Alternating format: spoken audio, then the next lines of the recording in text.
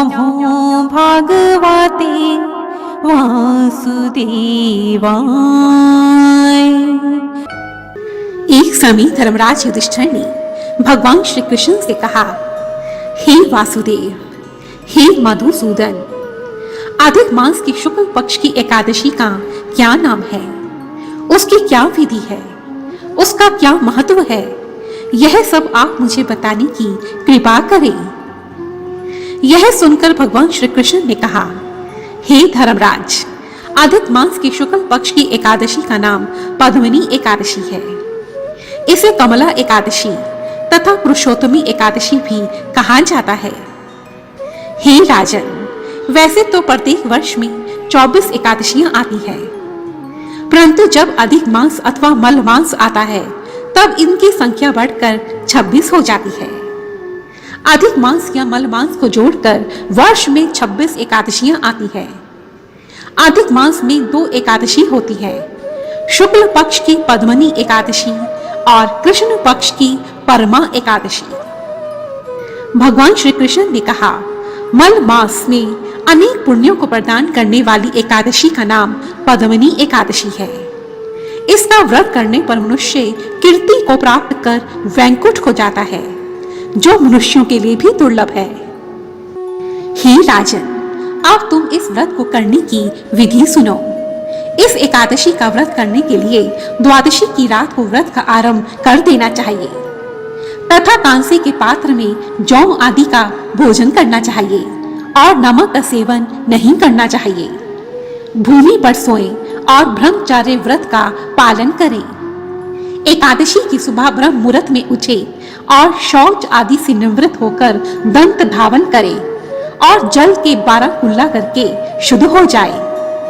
सूर्य उदय होने से पूर्व उत्तम तीर्थ में स्नान करने जाए।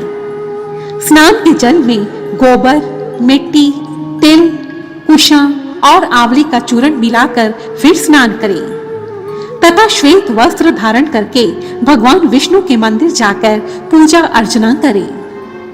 हे राजन, अब मैं तुमसे इस व्रत की सुंदर कथा को कहता हूँ, तुम इसे ध्यान पूर्वक श्रवण करो।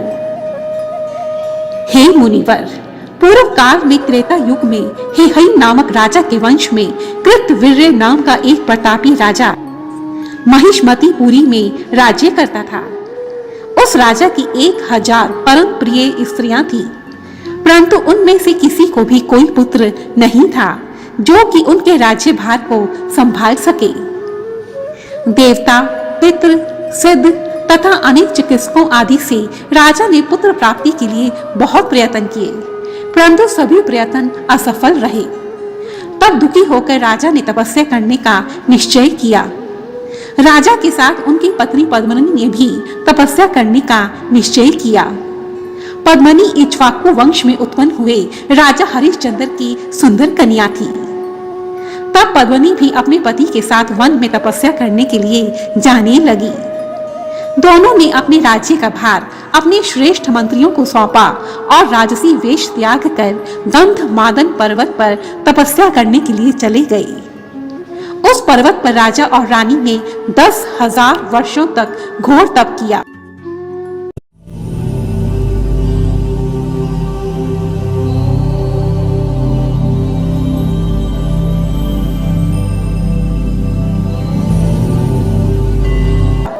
परंतु फिर भी उन्हें पुत्र की प्राप्ति नहीं हुई। तब एक दिन सौभाग्य से देवी अनुसुईया उनके समक्ष प्रकट हो गई और रानी पद्मिनी से बोली, हे रानी, वर्ष के 12 मासों में सबसे अधिक महत्वपूर्ण मल मास होता है, जो पूरे 3 वर्षों के पश्चात आता है। इसे अधिक मास अथवा पुरुषोत्तम मास भी कहा जाता है। इस अधिक मास के शुक्ल पक्ष की एकादशी को पद्मिनी एकादशी कहा जाता है। हे रानी, अब तुम अपने पति सहित इस एकादशी का विधिवत व्रत करो। यह व्रत समस्त पापों को नाश करने वाला और समस्त मनोकामनाओं को पूर्ण करता है। इस व्रत के पुण्य के प्रभाव से भगवान विष्णु तुम्हारी मनोकामना अवश्य ही पूर्ण करेंगे। यह सुनकर रानी पद्मिनी ने पुत्र प्राप्ति की इच्छा से इस एकादशी व्रत को किया। वह एकादशी को निराहार रहकर रात्रि जागरण करती रही और इस व्रत से प्रसन्न होकर तब भगवान विष्णु ने उन्हें पुत्र प्राप्ति का वर प्रदान किया तथा कुछ समय के पश्चात ही रानी के यहाँ एक तेजस्वी पुत्र ने जन्म लिया। उस पुत्र का नाम कार्तवीर्य रखा गया।